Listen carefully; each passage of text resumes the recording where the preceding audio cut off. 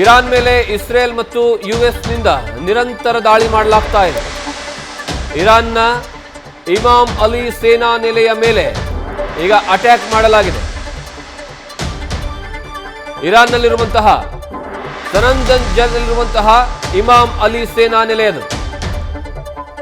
ದಾಳಿಗೆ ಹೊತ್ತಿ ಉರಿದಿರುವಂತಹ ಇಮಾಮ್ ಅಲಿ ಸೇನಾ ನೆಲೆ ಈಗಾಗಲೇ ಇಸ್ರೇಲ್ ಆಗಿರ್ಬೋದು ಅಥವಾ ಅಮೆರಿಕ ಆಗಿರ್ಬೋದು, ಈ ಎರಡೂ ದೇಶಗಳು ನಿರಂತರವಾಗಿ ಇರಾನ್ನ ಪ್ರಮುಖವಾಗಿರುವಂತಹ ಲಾಂಚರ್ ಪ್ಯಾಡ್ಗಳಾಗಿರ್ಬೋದು, ವಾಯು ನೆಲೆಗಳಾಗಿರ್ಬೋದು, ಅಣುಶಕ್ತಿ ಸ್ಥಾವರಗಳ ಪ್ಲ್ಯಾಂಟ್ಗಳೇನಿದ್ದಾವೆ ಆ ಪ್ಲ್ಯಾಂಟ್ಗಳ ಮೇಲೆ, ಸೇನಾ ನೆಲೆಗಳ ಮೇಲೆ, ಜೊತೆಗೆ ಅಲ್ಲಿ ಪ್ರಮುಖವಾಗಿರುವಂತಹ ಆಡಳಿತದ ಕಚೇರಿಗಳ ಮೇಲೆ ಇದನ್ನು ಟಾರ್ಗೆಟ್ ಮಾಡಿಕೊಂಡು ದಾಳಿಯನ್ನು ಮಾಡ್ತಾ ಇದೆ.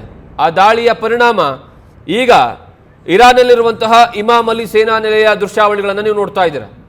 ಆ ಸೇನಾ ನೆಲೆಯನ್ನು ಡೆಸ್ಟ್ರಾಯ್ ಮಾಡಿದ್ದೇ ಆದರೆ ಯಾವುದೇ ಕಾರಣಕ್ಕೂ ಪ್ರತಿದಾಳಿ ಬರೋದಿಲ್ಲ ಅನ್ನುವಂತಹ ಕಾರಣಕ್ಕಾಗಿ ಅಮೆರಿಕ ಮತ್ತು ಇಸ್ರೇಲ್ ಈಗ ದಾಳಿಯನ್ನು ಮುಂದುವರೆಸಿದೆ.